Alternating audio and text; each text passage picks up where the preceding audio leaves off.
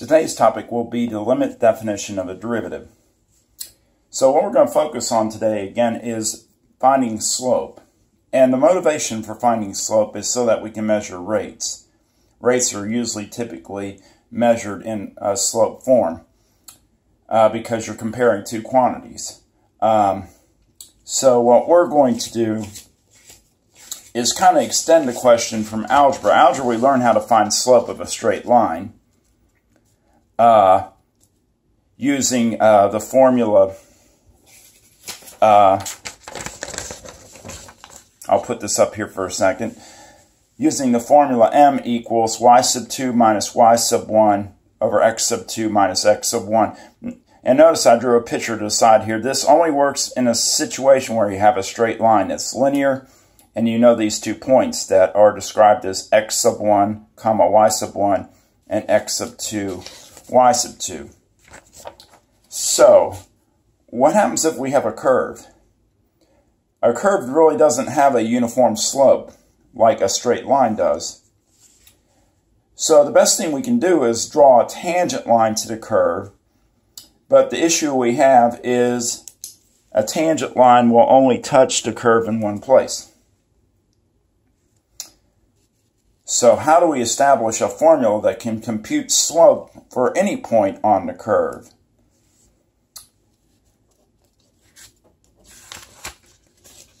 Well, what we do is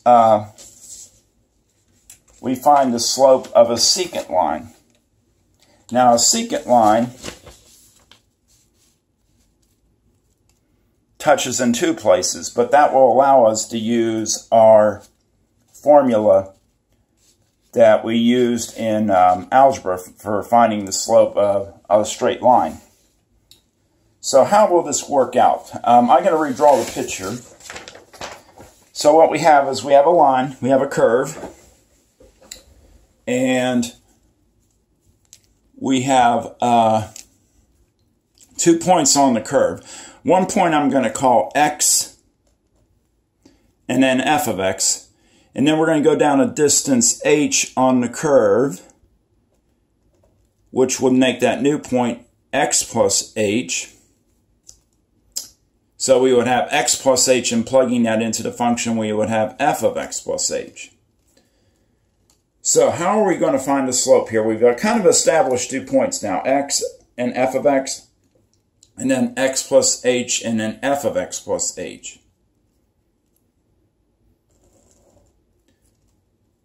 What I'm going to do is put the old slope formula up, which is y sub 2 minus y sub 1 over x sub 2 minus x sub 1. And now I can plug in my points, which will be f of x plus h is my second y-coordinate. My first y-coordinate is f of x. And then my second x-coordinate is x plus h. And my first coordinate is x, my first x-coordinate. So now I have formulas plugged into the slope equation. But the problem is, how can we make h as small as possible? Because if I were able to squeeze those points in, I basically would have a tangent line. In fact, let me bring up a computer graphic here in just a second. Okay, so looking at this graphic, I thought this would help. I can show you how, okay, we got you can see my pointer. I have 2 points on my and that's a secant line. Just imagine squeezing those as close as possible. I'll drag this point. Watch as I bring it in. I can literally drag those 2 points so close together. Look at that. It's like a tangent line. So get them, as the calculus would term it, as arbitrarily close as possible. And you can kind of see this in the computer display. So what we're doing is we're taking 2 points and we're going to estimate the slope of the tangent line by using the secant line. This, you can kind of just visualize these points getting closer and closer to each other. So, back to my graphic, my work I was doing. What we can now do is, ask this question, how can we get h as small as possible? And the best way to do that is the topic we've been talking about, limits.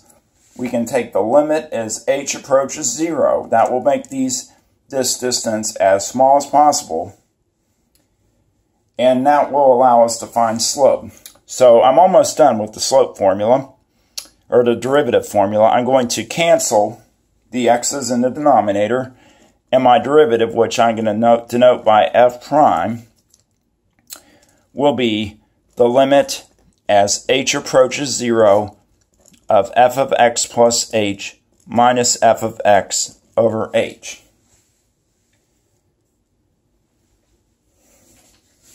Give you a second if you want to pause that or write that down.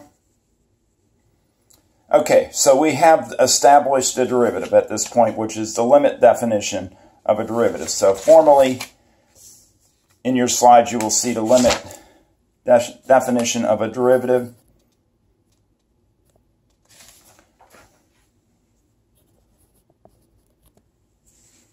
Again, the limit as h approaches 0 of f of x plus h minus f of x over h. Okay, the last part of this presentation, sorry, I had the words cut off. The last part of this presentation, we're going to actually work problems using this formula, and we're going to learn how to take the derivative of the function. That's our ultimate goal, is to be able to find the limit of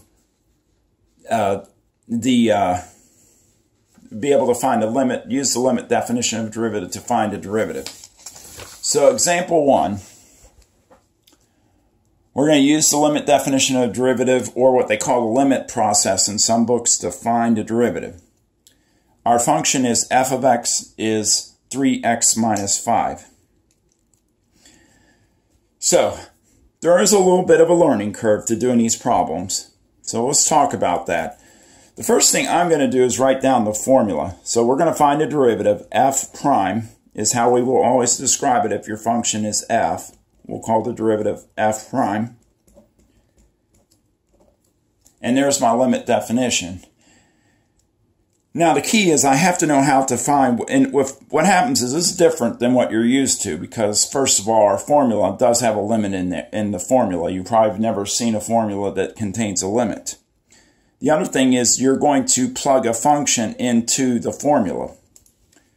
So literally I'm going to find f of x plus h and f of x and plug them into the formula. Well, f of x plus h would just be 3 times what x is, which would have to be x plus h minus 5. So f of x plus h is 3 times x plus h minus 5. And then f of x is just the original function. So, now I can break this down. The top will simplify by using the distributive property. We'll get 3x plus 3h minus 5. And then distributing the negative here, we'll get minus 3x plus 5, and that is a negative. But the 5's will cancel, and the 3x's will now cancel. So simplify as much as you can. So again, just using distributive property twice gives me 3x plus h minus 5 minus 3x plus 5. And now all I have left is 3h over h. And the h's will cancel, and then the limit is now down to 3. So the limit as h approaches 0 is 3. Well, if you look at your rules from section 2.4, you'll recall that the limit of a constant is just a constant back, so that will be 3. But as you notice, h is approaching 0 will not affect 3. It will remain constant. So there's the first example of doing the derivative of a function. Let's do another example. This is example 3 out of the notes. So our function, we are again finding the limit definition of a derivative to find a derivative. Your function is f of x equals x squared plus 6x. So let's find a derivative. The derivative would be the limit as h approaches 0, again, of f of x plus h minus f of x over h.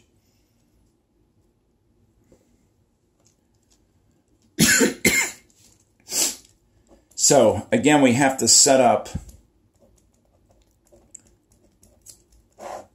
the formula. Now, notice f of x is x squared plus 6x. So if we plug in for x, we're going to have to, square what we have plus 6 times what we got. So if we're plugging in x plus h, it will be x plus h squared times 6 times x plus h. That's a little tricky, but the idea is it's just composition of functions. We're plugging x plus h for anywhere we see x. So anywhere we have an x, we'll replace it with x plus h, and feel free to use parentheses with that. That's probably a good idea. Then we're going to subtract the function itself.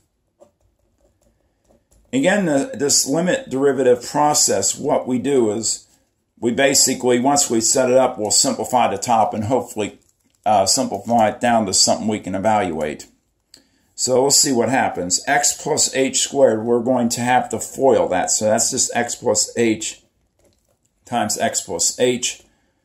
I'm going to go ahead and use distributive property and distribute the 6 and the negative, which gives me minus x squared minus 6x.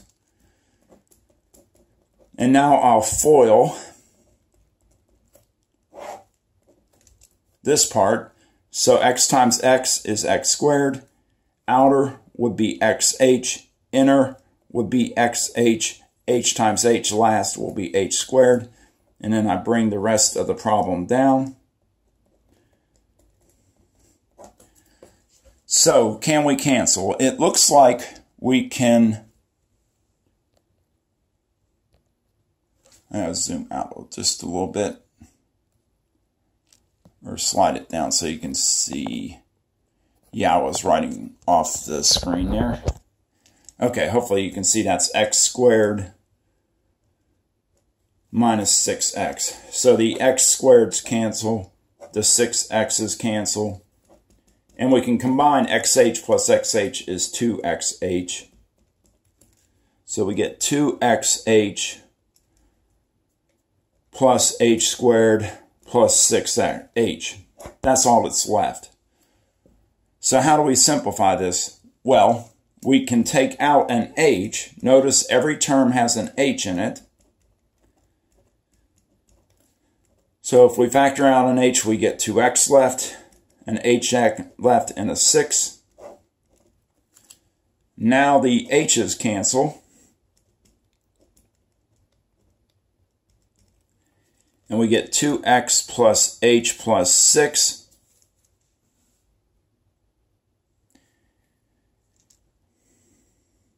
And I'm going to have to finish out up over here. The derivative, well now if we put in 0 for h, we'll get 2x plus 0 plus 6, which simplifies to get 2x plus 6. So the derivative of x squared plus 6x will be 2x plus 6. And some of you are watching and may have some experience in calculus and say, well, there's an easy way to do this. And there is, but we are not quite ready for that yet. But we will learn a more effective way to do this. So in this section, we will have to learn how to do these by limit definition. All right, I will do one more of a quadratic form.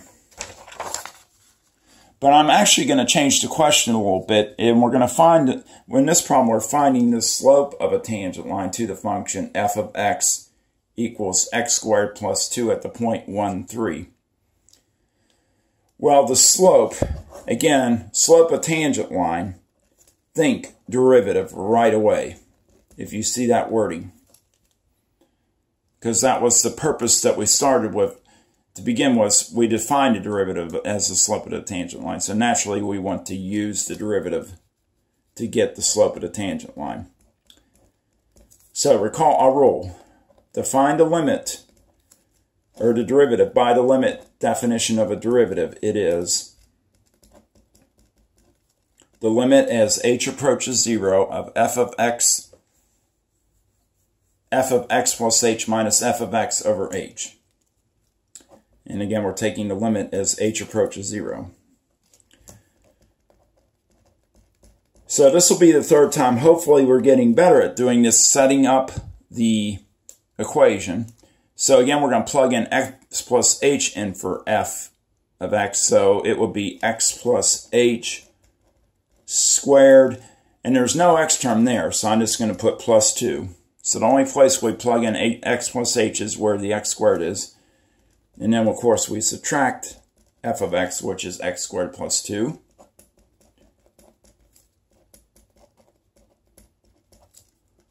I will now FOIL the x plus h expression. And I'll bring the rest down. I'm going to go ahead and distribute the negative 2, or the negative. So it'll be minus x squared minus 2.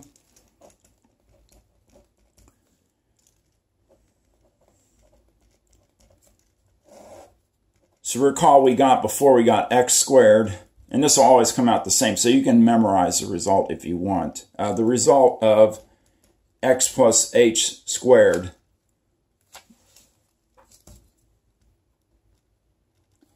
is always x squared plus 2xh plus h squared. So you can memorize that, but if you have trouble memorizing, you can just FOIL it. So it's going to be x times x is x squared. Outer will be xh. Inner will be xh, and last will be h times h will be h squared. Bring my 2 down, minus x squared minus 2, and your 2's cancel, and your x squareds cancel. So now we have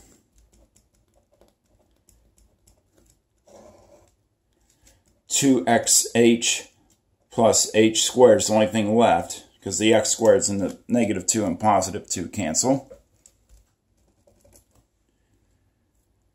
And now again we can take an h out. So we get h times 2x plus h, because if we take an h out we get 2x and h. The h's cancel.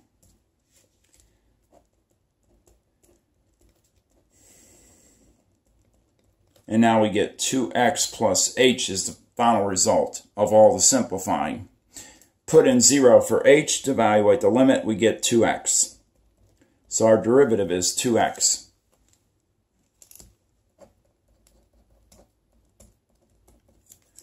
So we have to find the slope. Well, let's think about this. What we're going to do, and notice that the x-coordinate of my point is 1, and the only value we have in a derivative is x. So what we're going to do to find the slope is you take the x-coordinate of your point, plug it in to the derivative, and you'll see that my slope is actually 2. Now, let's see if that looks right. I'm going to make a little sketch here.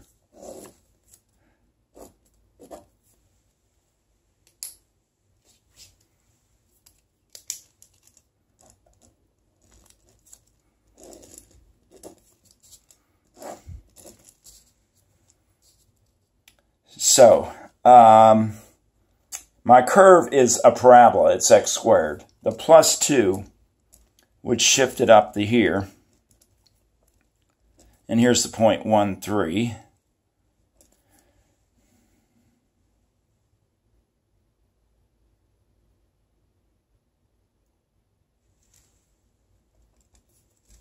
So you have a parabola opening up like that.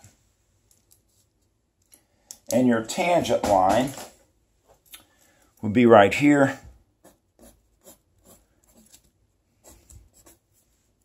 And it does appear to have a slope of a rise of 2 and a run of 1.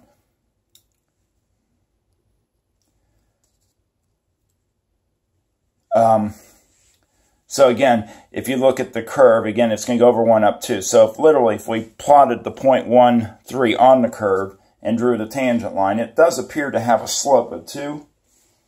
I actually do have this on my notes. Let me pull up a better picture of that. Give me just 1 second.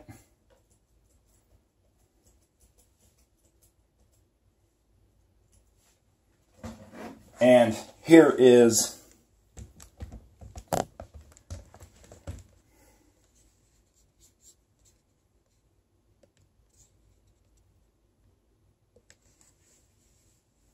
as you can see, that's probably a little better graphic, but you can see that, you know, this tangent line to this parabola x squared plus 2 does appear to have a slope of 2 over 1 up 2. So we have discovered a way to find the slope of a tangent line by using the derivative, and that's what we've got. And we can move forward from here and learn how to find rates and other things that connect to slope. As we go into chapters 3 and 4, we will learn more about the purpose of a derivative and what we can do with the derivative. But for right now, we're going to be basically learning techniques to find a derivative. So if you have any questions, please email me. Continue to work WebAssign and the TAN book problems as much as you can. And in that book, it'll be section 2.6. But anyway, the next unit will be on the power rule and other derivative techniques, which starts chapter 3. This is actually the last unit in chapter 6, or chapter 2, pardon me.